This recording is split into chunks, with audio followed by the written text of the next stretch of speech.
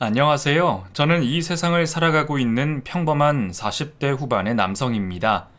인생사는 이런저런 이야기들을 듣게 되는 이 채널은 얼마 전부터 저의 마음속을 훅 파고들었어요. 저도 비슷한 경험이 있어서 그런지 많은 생각을 하게 되더군요. 제게도 가슴 아팠던 일이 있었는데 저도 오늘은 조심스레 제 이야기를 꺼내보려고 합니다. 그럼 제게 어떤 일이 있었는지 지금부터 시작해 볼게요. 저는 평범한 가정에서 태어나 부모님의 사랑을 듬뿍 받고 자랐습니다. 어느 자식 하나 귀하지 않을까 싶지만 저는 부모님이 오랫동안 아이를 갖지 못하다가 생긴 자식이라서 그런지 더욱 많은 기대와 사랑을 받으면서 자랐어요. 부모님은 결혼 후 10년간 아이를 갖지 못하셨다고 해요. 두 분 모두 이른 나이에 결혼을 하셨지만 아이가 생기지 않아서 힘든 시간을 겪으셨습니다. 저도 결혼을 해서 아이를 낳아 보니 이런 상황이 얼마나 힘이 들었을지 짐작이 갑니다.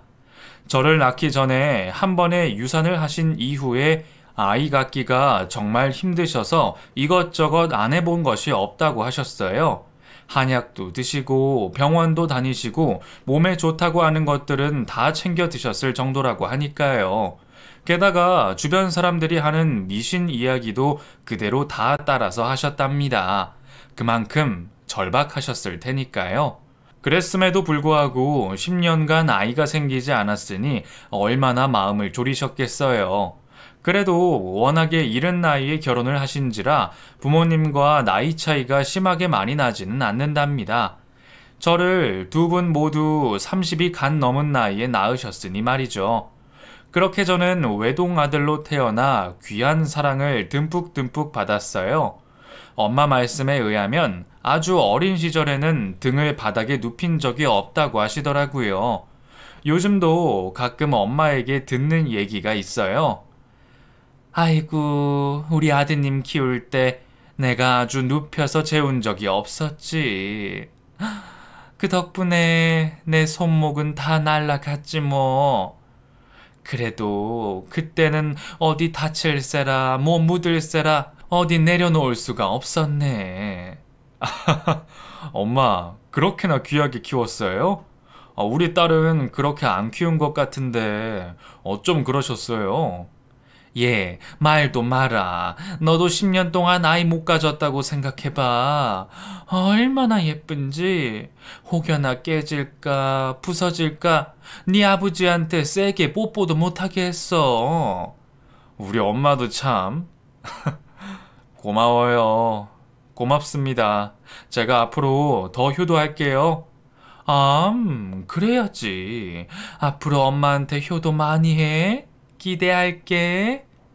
우스갯소리로 말씀하시는 엄마의 말씀을 들을 때면 마음이 짠해지기도 해요. 그렇게 저를 소중하게 키워주셨는데 마음에 상처를 드리게 된 것 같아서요. 저는 그렇게 행복하고 풍요롭게 자랐습니다. 부모님의 전폭적인 지원 덕분에 학원도 다니며 공부도 열심히 했고 배우고 싶은 것이 있으면 다 배울 수 있었어요. 덕분에 성적도 상위권을 유지하고 있었고 가끔씩 반장, 부반장 등의 임원도 하면서 친구와 선생님들의 신뢰도 쌓았죠. 중학교와 고등학교를 다니면서부터는 친구들이 제게 평화주의자라는 별명을 붙여주기도 했습니다. 무슨 일이든 문제가 일어나는 것을 싫어했던 저는 언제나 친구들 사이를 중재시켜 주려고 노력했고 저 역시 친구들에게 서운한 점이 있어도 좋게 생각하려고 노력을 했었어요. 그런 마음을 아시는 선생님도 언제나 저를 좋게 평가해 주신 덕분에 생활기록부에도 항상 좋은 말이 쓰여 있었답니다. 평온한 학창 시절을 보내고 대학생이 된 후 저는 한 명의 여자친구도 사귀었었어요. 같은 대학교 같은 과 동기였는데 늘 평온하고 긍정적인 생각을 하는 저와 비슷한 스타일의 사람이었습니다. 그녀와 풋풋한 연애를 하면서 저는 인생을 많이 배웠던 것 같아요. 여자에 대해서 조금 알게 된 시간이었다고 해야 할까요? 외동아들로 자랐기에 여자 형제가 있는 친구들보다도 더 여자에 대해서 모르고 자랐던 저였는데 여자친구 덕분에 하나하나 알게 되었죠. 여자들은 어떤 분위기를 좋아하는지, 어떤 음식을 좋아하는지, 또 화가 났을 땐 어떻게 해야 하는지까지 조금씩 알 수가 있던 이 시기가 지금 생각해보면 너무 행복했던 것 같기도 해요. 아무런 욕심 없이 있는 그대로의 모습을 사랑해줬으니까요. 하지만 제가 군대에 입대를 하고 여자친구는 호주로 어학연수를 가면서 자연스럽게 헤어지게 됐었습니다. 사람의 인연이라는 것이 그저 쉽게 연결이 되는 것이 아니라는 것을 알게 되는 순간이었죠.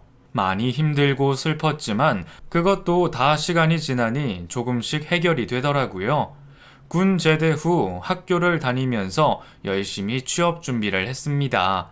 남들은 모두 대학교를 휴학하면서 취업 준비를 할 정도지만 저는 이를 악물고 밤을 새서 공부하고 준비한 끝에 졸업과 동시에 원하던 회사에 취직할 수 있었어요. 그때 부모님이 얼마나 기뻐해 주시던지 세상 맛있다는 음식은 모두 다 먹으러 다녔던 것 같습니다. 아이고, 우리 아들 고생 많았다. 장하다, 장해. 앞으로 회사 다니려면 체력이 좋아야 해. 입사하기 전까지는 이 엄마 아빠가 너 책임질 거야. 세상 제일 맛있는 거 다 사줄 거니까 시간 비워놔. 엄마, 제가 뭐 애기예요. 그럼 언제까지나 내 새끼는 엄마한테 애기지, 애기. 나중에 회사 다니고 결혼도 하고 그러면 바쁘다고 시간 안 내줄 거 뻔하니까 지금 많이 놀 거야.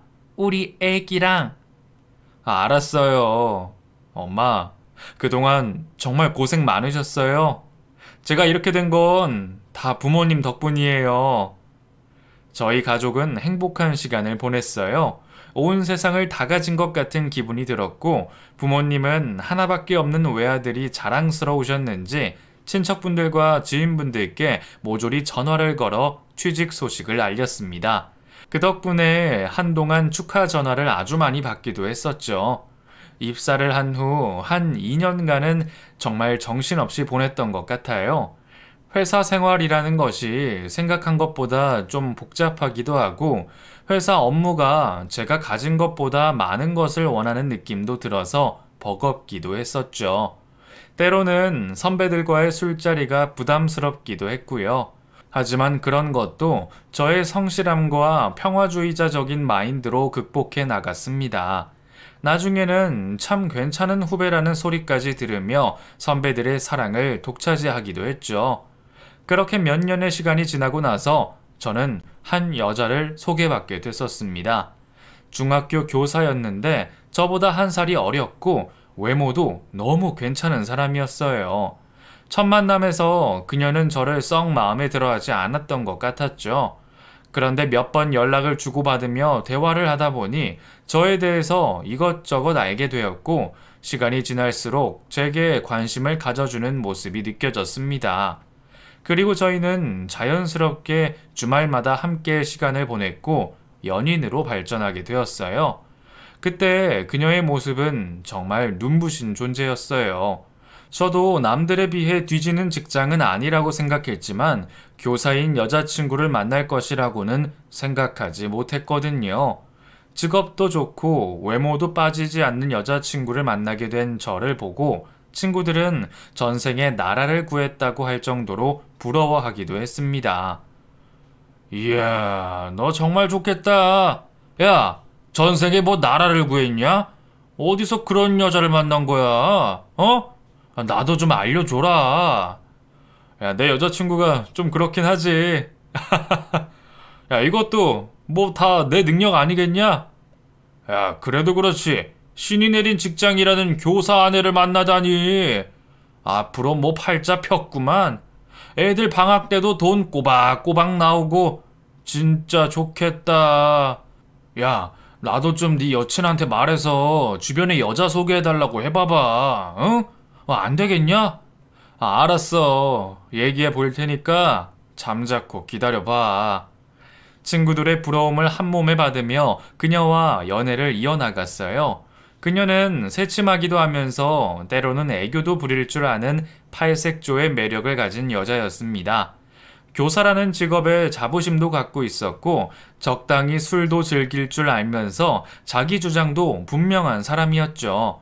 사실 외형적으로 사람을 판단하면 안 되지만 옷차림이 많이 고급스럽기도 했습니다. 나이에 비해서 굉장히 고급스러운 명품 옷과 가방을 들고 다니기도 했고 저희 엄마는 단 한 번도 신어보지 못한 값비싼 구두만 신고 다녔습니다.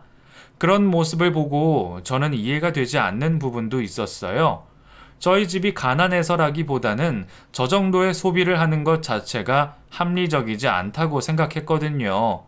가끔씩 그녀가 제게 애교를 부리면서 갖고 싶은 것을 이야기할 때 저는 그게 합리적인 소비가 아니라고 생각을 하면서도 거절할 수가 없더라고요. 그녀가 그렇게 애교를 부리면서 졸랐기에 안 해줄 수가 없었습니다. 오빠, 나 정말 저거 갖고 싶단 말이야. 능력쟁이 남편한테 이거 하나 정도는 부탁해도 되잖아. 응? 안 그래? 아, 나 진짜 이번에 너무너무 갖고 싶어. 아니, 그래도 저건 너무 비싼 거 아니야? 핸드백 하나에 몇백만 원씩이나 하는데.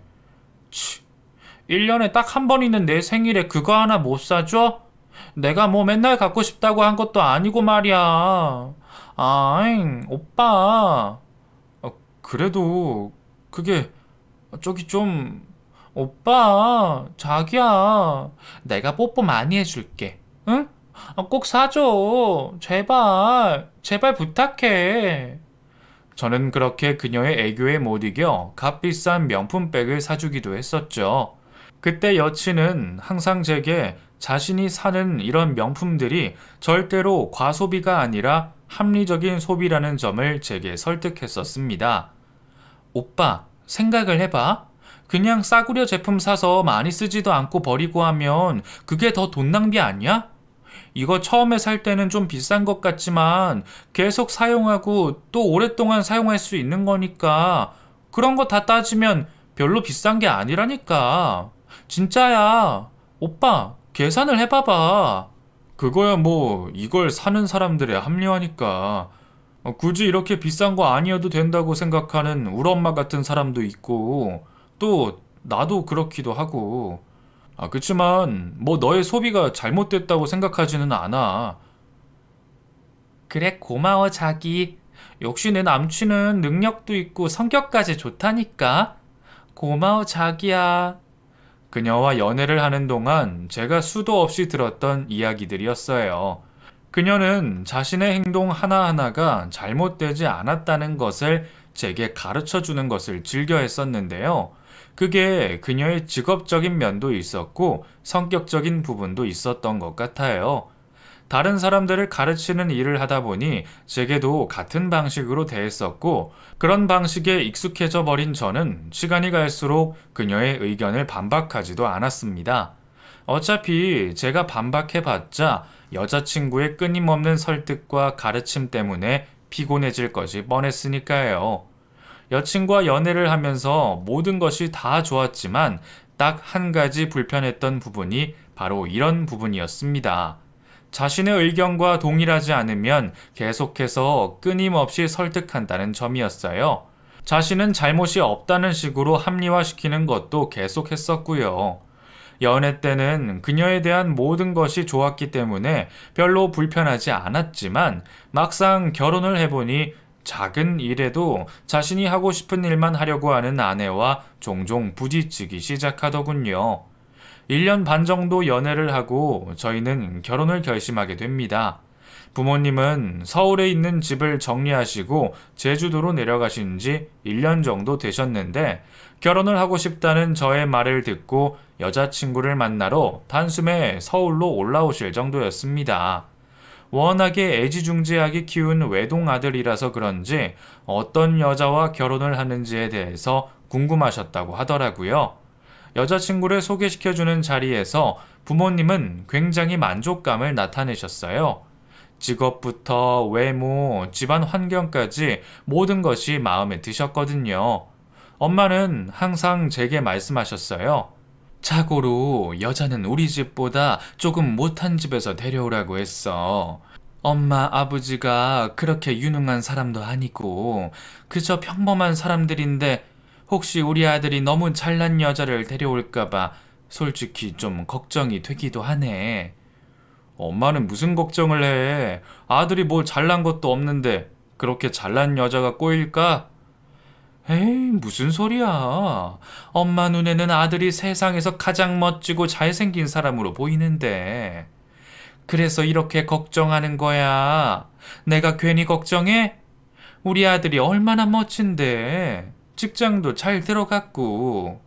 근데 주변에서들 보니까 너무 잘난 며느리 얻은 사람들이 힘들어 하더라고. 이혼한 사람도 있고 말이야.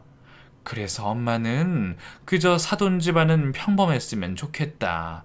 너무 잘난 며느리도 솔직히 싫고.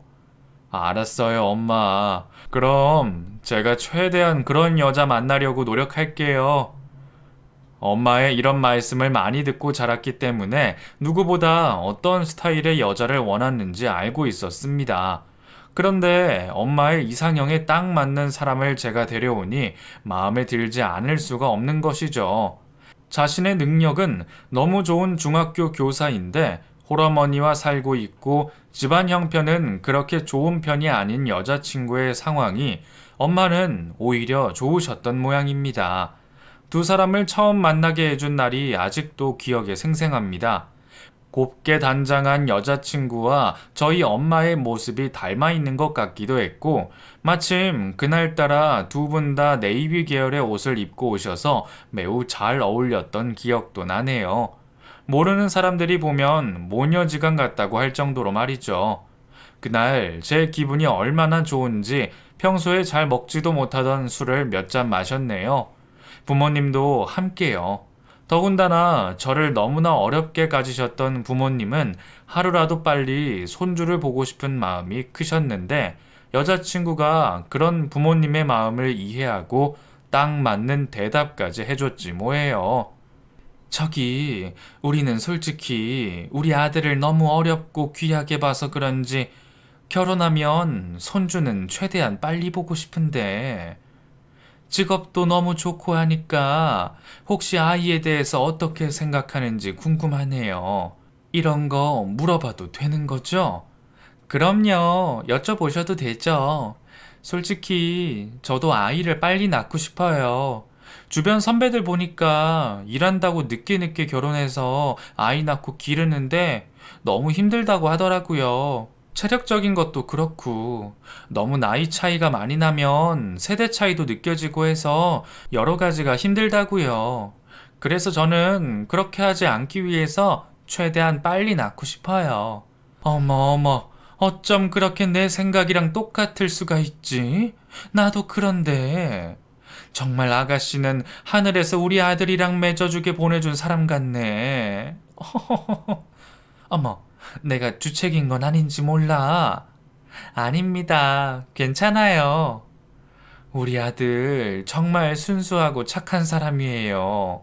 나이 또래에 비해서 직장도 좋고 연봉도 괜찮고 담배도 안 피우고 술 먹고 해롱거리지도 않는 스타일이라 결혼하면 집안일부터 육아까지 많이 도와줄 거예요. 만약에 그렇게 안 하면 내가 혼내서라도 그렇게 하게 만들 테니까 걱정 마요. 네, 어머님, 감사합니다. 어머님만 믿을게요. 이날의 첫 만남 자리가 얼마나 즐거웠는지 모릅니다. 이때는 그저 모든 일이 술술 잘 풀릴 것만 같았고 아무것도 제 인생에 방해하는 요소가 없을 것이라는 생각만 들었어요. 이 여자와 결혼해서 알콩달콩 아이들 낳고 행복하게 키우기만 하면 되겠다 싶었죠. 그렇게 그녀와 결혼을 했습니다. 그녀의 친정 엄마는 남편을 먼저 떠나보내시고 혼자 살고 계셨는데 말씀은 하지 않으셨지만 만나시는 애인이 있으신 것 같았어요. 몇 번 뵐 때마다 다른 분의 차를 얻어 타고 오셨고 저와 말을 하는 도중에도 다정한 목소리로 전화를 받으시고 문자 메시지도 주고받은 일이 비일비재했거든요. 결혼 후 저희는 처가댁 근처에 신혼집을 얻었습니다. 어차피 저희 부모님은 제주도에 계셨고 아내가 일을 하고 있었기에 나중에 아이를 낳으면 장모님께 도움을 받을 일이 있다고 생각도 들었기 때문이에요. 갑자기 이사를 가는 일이 힘들기 때문에 미리 그렇게 준비를 했던 것이죠. 장모님 댁 근처로 신혼집을 장만한 후 거의 매일 저녁을 장모님 댁에서 먹었던 것 같습니다. 아내는 일을 하고 와서 피곤하다는 이유로 집에 밥을 잘 하지 않았거든요. 아니, 하려고 노력도 하지 않았다는 게 맞을 것 같아요. 저 역시도 맞벌이하는 아내를 배려한다는 마음으로 서로 미루지 않고 집안일을 하자고 했지만 아내는 또 막무가내로 저를 설득하기 시작하더군요. 자기야, 생각을 해봐. 내가 하루 종일 애들 가르치고 집에 와서 또 밥하고 청소하고 빨래할 시간이 어딨어? 그거 엄청 에너지 빠지는 일이라고.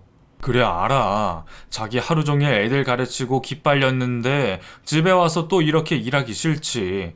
난 이해해. 그렇다고 살림을 안 하고 살 수도 없으니까 우리 당번을 정해서 하면 어떨까?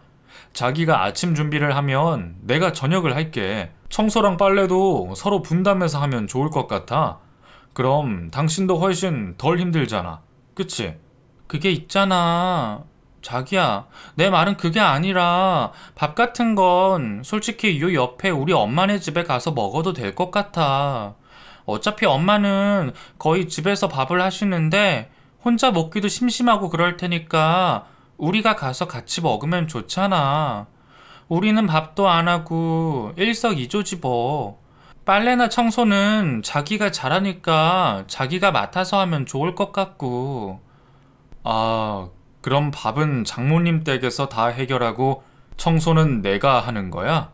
응, 맞아. 그게 내 생각에는 베스트인 것 같네. 뭐든지 사람이 잘하는 일을 해야지 못하는 거 하다가 괜히 스트레스만 받고 건강에 좋지 않아. 아, 그래 뭐 그렇게 하지 뭐. 우리 둘이 청소할 일이 얼마나 많겠어. 그렇게 하자. 장모님도 혼자 계셔서 적적하시니까 같이 밥도 먹을 겸 뭐 밥도 안 해도 되고 그렇게 하는 걸로 하자고.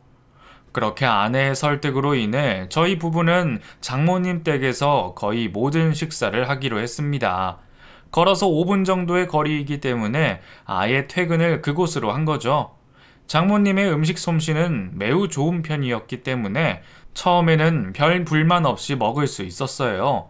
음식도 맛있었고요. 하지만 시간이 지날수록 매일같이 장모님 댁에서 많은 시간을 보낸다는 것이 조금 불편하기도 하더라고요. 여느 신혼부부처럼 집에서 둘이 우당탕탕하며 못하는 요리라도 준비해서 함께 먹는 것이 너무나 부러웠거든요. 꼭 맛이 있다기보다 맛 없어도 그때는 다 맛있게 느껴지잖아요. 그런 생활이 그리워 하루는 아내에게 그런 것에 대한 얘기를 한 적이 있었는데 역시나 그 얘기도 본전도 찾지 못하고 설득을 당하고 말았습니다. 몇 번 그런 일이 있고 난 후부터는 아내의 집요한 설득과 합리화에 지쳐 무슨 일이든 아내의 의견에 따르기로 했어요. 저는 원래 어릴 때부터 평화주의자라는 말을 들을 만큼 의견 대립을 싫어했거든요. 친구들이 하지 말라고 하는 건 하지 않았고 조금 화가 나고 그렇더라도 제 자신이 최대한 참고 또 참았습니다. 그냥 좋은 게 좋은 거라고 편안하게 지내는 것이 가장 좋다고 생각했기 때문이에요. 그런 저의 습관이 결혼해서 아내와의 관계에서도 그대로 드러나게 된 것이죠. 아내가 하자는 대로 하지 않으면 계속해서 부딪히고 그런 문제에 대한 설득과 합리화를 하기 때문에 그런 상황이 너무 싫었던 것 같아요. 하지만 그것도 저 혼자만의 생각이었지 아내는 그런 저를 점점 얕잡아 보기 시작했습니다. 무슨 일이 생겨도 그저 자기가 마음대로 결정해버리고 상의조차 하지 않고 행동에 옮기는 일도 비일비재했죠. 심지어는 장모님의 생신 선물조차 저와 상의 한마디 없이 떡하니 고액의 현금을 뽑아다 드리는 적도 있었습니다.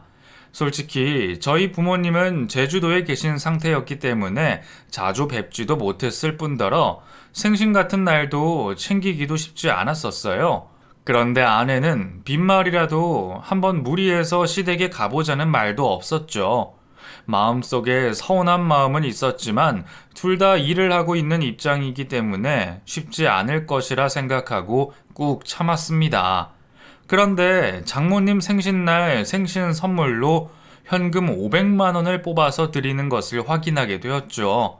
워낙에 돈 관리부터 모든 것을 아내 뜻대로 했기 때문에 별로 알지 못했지만 통장에 찍힌 금액을 보고 아주 많이 깜짝 놀랐었어요.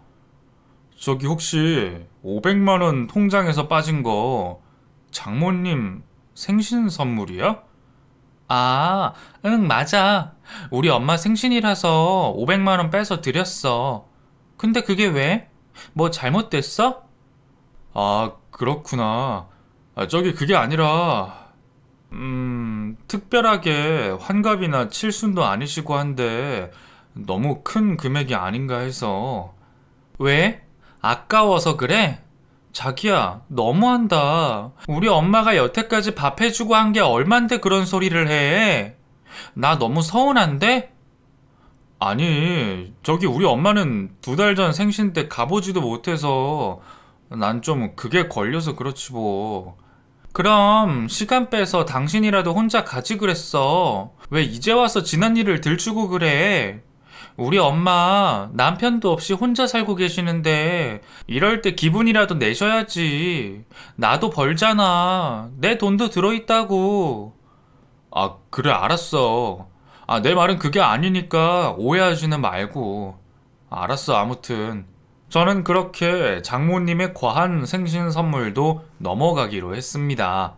속으로는 화가 부글부글 끓었지만 참기로 했었죠. 아내가 유능한 교사라고 친구들도 모두 부러워했었으니까요.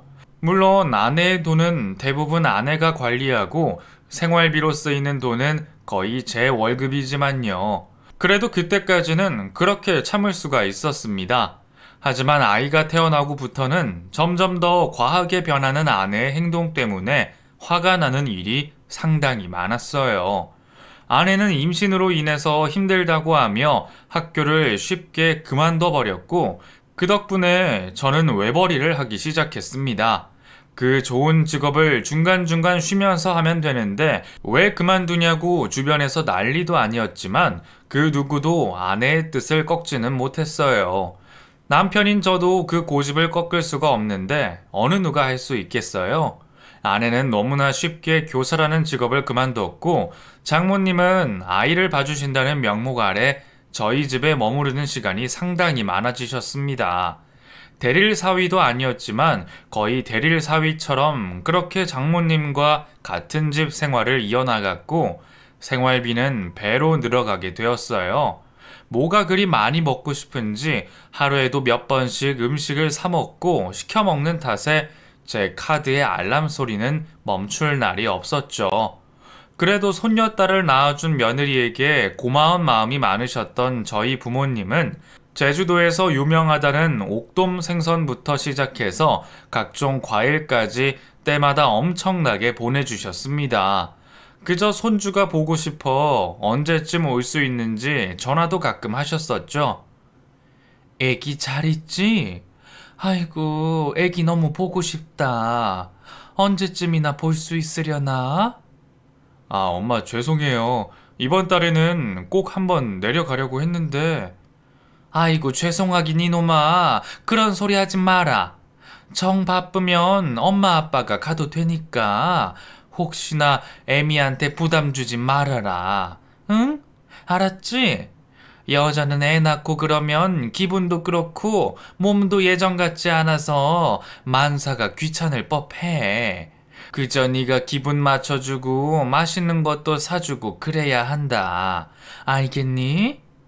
네, 엄마. 알겠어요. 대답은 그렇게 했지만 엄마의 서운한 마음이 고스란히 느껴지더군요. 아내는 결혼 전에는 그렇게 시댁에 잘할 것처럼 얘기를 하더니만 결혼 후 시댁에 너무나 관심 없는 모습에 저는 몹시 실망을 해가고 있었어요. 그러던 어느 날 엄마가 눈길에 미끄러지셔서 엉덩이 뼈가 부러져 버리는 일이 일어나고 말았습니다. 갑자기 이른 아침에 아버지가 전화와서 엄마의 병원 입원 사실을 알려주시더군요. 엄마는 그저 제가 걱정할까봐 말하지 말라고 했다고 하시면서 말이죠. 순간 그동안 너무 찾아뵙지 못한 제 모습이 생각이 났고 죄송한 마음에 눈물까지 났습니다. 그리고 당장에 제주도로 내려가려고 비행기 티켓을 알아보며 아내에게 말했죠. 여보, 우리 엄마 병원에 입원하셨대. 눈길에 미끄러지셔서. 얼른 내일 당장 집에 가봐야겠어. 어머나, 정말? 아이고, 어쩌다 그러셨을까. 너무 걱정된다. 영상통화를 한번 해봐야겠다. 영상통화라니, 당장에 내려가 봐야지. 당신 어차피 학교 나가지도 않으니까 시간 많잖아. 내일 당장 다녀오자. 내일? 저기 있잖아. 나 사실 자기한테 말 못했는데 말이야. 나 좀 비행기 공포증 같은 게 있는 것 같아. 뭐? 비행기 공포증? 당신 분명히 신혼여행도 잘 다녀왔잖아. 그때도 비행기 탔는데 아무렇지 않았잖아. 아, 그게 내가 분위기 망칠까봐 말을 안 한 건데 좀 힘들긴 했어. 심장이 막 벌렁벌렁거리고 식은땀도 나고 그랬거든. 그냥 신혼여행이니까 꾹 참고 있던 것뿐이라고. 분위기 망치기 싫어서. 그렇게 심한 거였으면 나한테 말을 하지 그랬어. 나는 그것도 모르고. 어쩔 수 없지 뭐. 내가 내일 혼자 엄마 병원 다녀올게. 그러게 자기야. 내가 뭐 거짓말하는 사람도 아니고. 나 교사였던 거 알지? 나도 어쩔 수 없는 상황이라는 것만 좀 알아줘. 응? 아, 그리고 자기 이번 주 주말에 우리 엄마가 동창회가 있는데 그때 좀 자기가 같이 가주길 바라시던데. 잘난 사위 자랑 좀 하고 싶으신가 봐. 아내는 갑자기 비행기 공포증에 대한 이야기를 하더군요. 원래 있었는데 신혼여행을 위해서 어쩔 수 없이 참은 것이라고 하면서 제주도 시댁에 못 가는 이유에 대해서 장황하게 설명을 했습니다. 저도 반신반의하기는 했지만 공포증이라는 것이 겉으로 확인할 수 있는 어떠한 것이 아니기 때문에 뭐라고 할 수도 없더라고요. 그렇게 저는 혼자서 제주도 엄마 집에 다녀올 수밖에 없었습니다. 아내와 아이 없이 저 혼자 내려온 모습을 보시고 서운한 마음이 가득하신 걸 느낄 수가 있었어요. 몇 년을 보내면서 아내는 단 한 번도 제주도에 내려간 적이 없었고, 그러는 사이 저희 부모님이 직접 올라오셔서 아이를 보고 가는 일이 반복됐었어요. 그 때문에 엄마 아버지의 생신이나 명절에도 한 번도 참석할 수가 없었죠. 장모님한테 저는 최선을 다했던 것 같아요. 특히나 장모님은 남들한테 사위와 딸을 자랑하고 싶어 하시는 분이었고, 허영심도 많으신 분이라 조금만 서운하게 행동하면 화난 티를 많이 내셨었어요. 친구분들께 자랑하고 싶으시다고 한 자리가 있으면 저는 그 어떤 바쁜 일이 있더라도 취소하고 장모님과 함께 그 자리에 동석해야만 했습니다. 더군다나 없는 일까지도 지어내서 과대 포장을 하시는 분이었기 때문에 가끔씩 동석하는 그 자리의 술값이나 밥값을 계산할 수밖에 없기도 했어요. 우리 사위가 얼마나 대단한 직장에 다니는 줄 알아? 연봉도 얼마나 높은데. 난 맨날 이렇게 사위가 데리고 다니면서 맛있는 거 사주고 옷도 사주고 해서 돈도 하나도 안 들고 너무 좋은 거 있지? 우리 사위 오늘도 그렇게 꼭 따라와야 된다고 어찌나 성하던지. 내가 아주 귀찮아 죽겠다. 어머나, 사위 잘 둬서 좋겠다. 부럽다 얘. 우리 사위는 회사 잘리고 택배하고 있는데. 아휴, 너는 전생에 뭔 일을 그렇게 많이 했길래 그렇게 좋은 사위를 얻었다니? 부럽다 부러워. 장모님 친구분들과 함께하는 자리는 언제나 이런 식의 대화가 오고 갔습니다.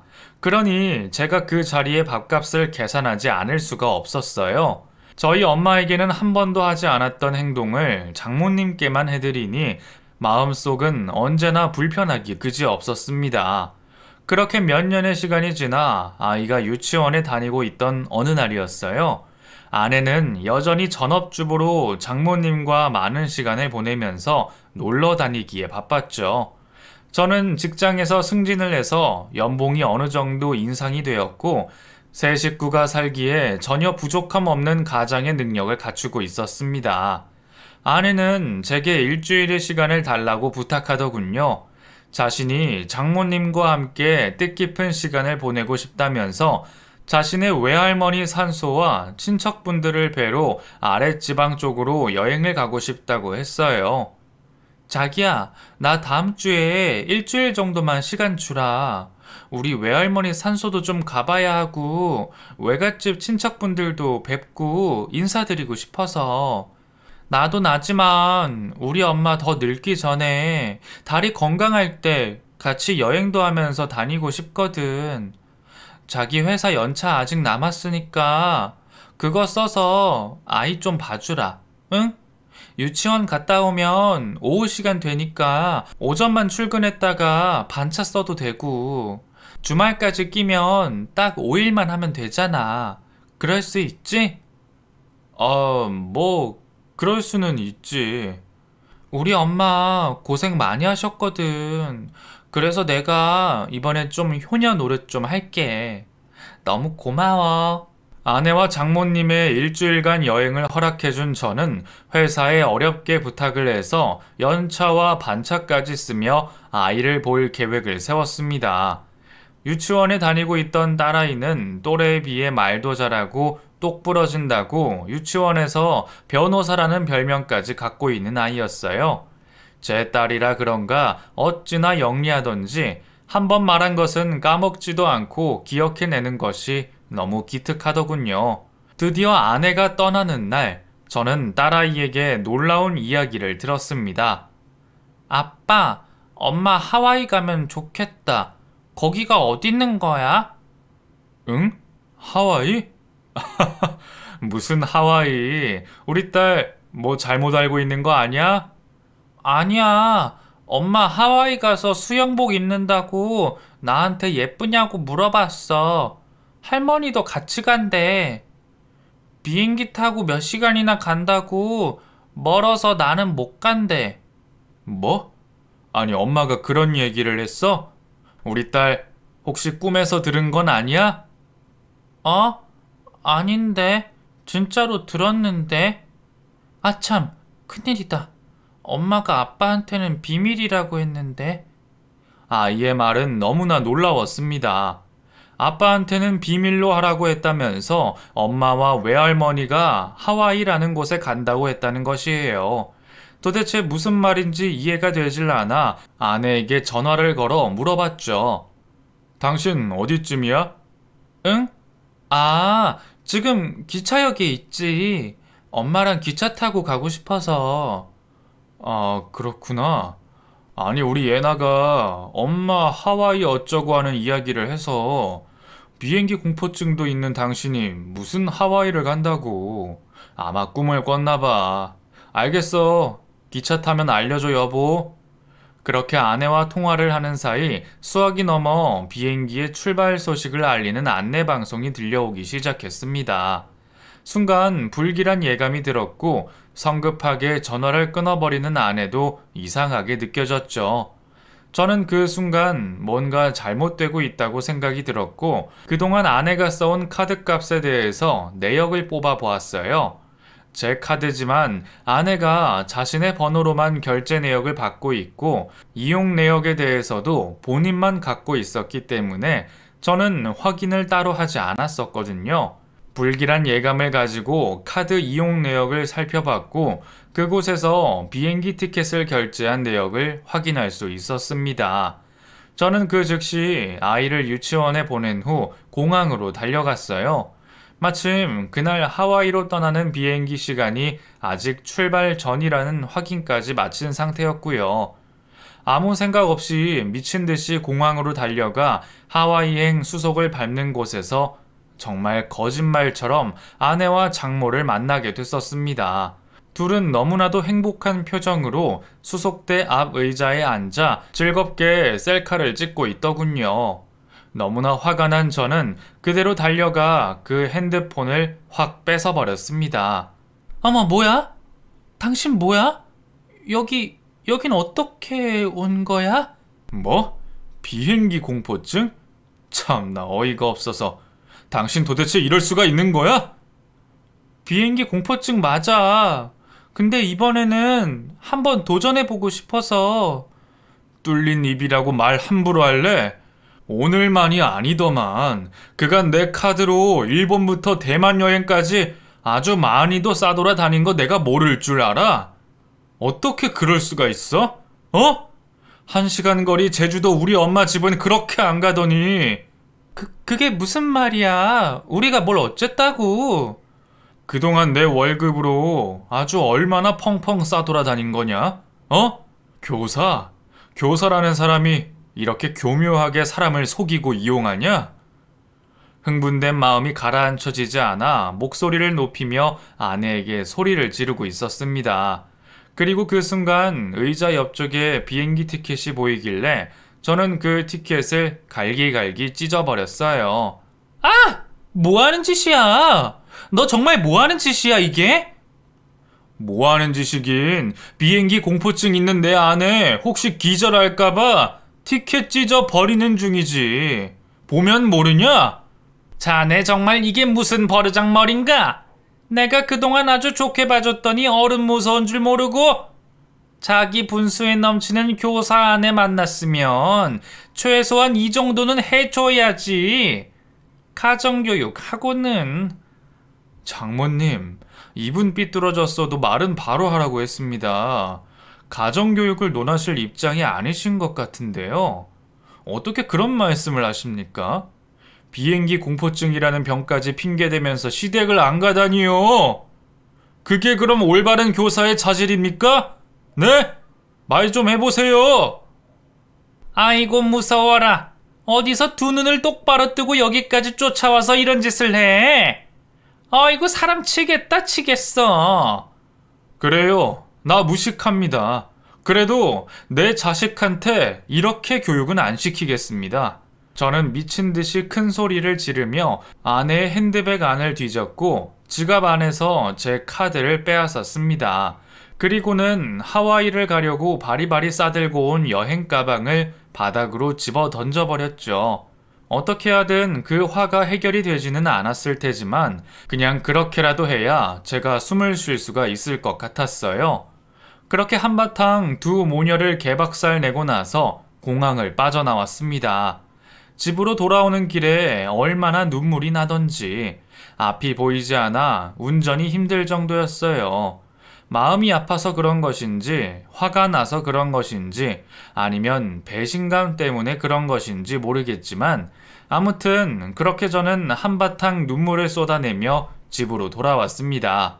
그렇게 모든 것을 믿고 맡기면서 아무런 의심 없이 보냈던 제 자신이 얼마나 한심하던지 집에 와서 한참이나 멍하니 깊은 생각에 빠져 있었어요. 그리고는 제주도에 계신 엄마에게 전화를 걸었죠. 엄마. 아이고, 우리 아들이구나. 아니, 이 시간에 한가해? 한참 일할 시간 아니야? 엄마를 왜 이렇게 불러, 아들?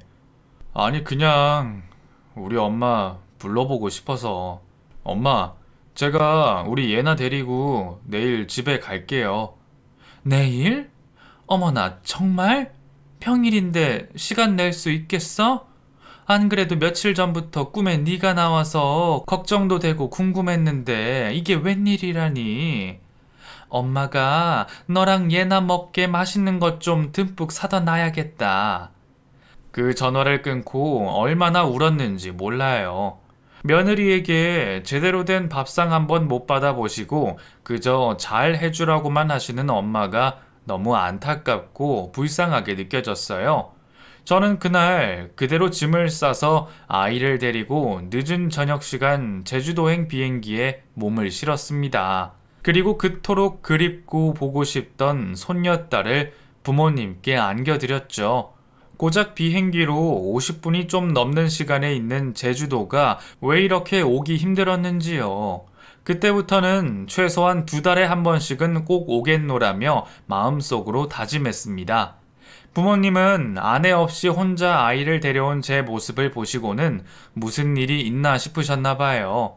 직접적으로 물어보지는 않으셨지만 무언가 내심 짐작을 하고 계시는 듯 했고, 며칠 후 집으로 올라오는 날 그동안 있던 일에 대해서 하나하나 말씀드렸습니다.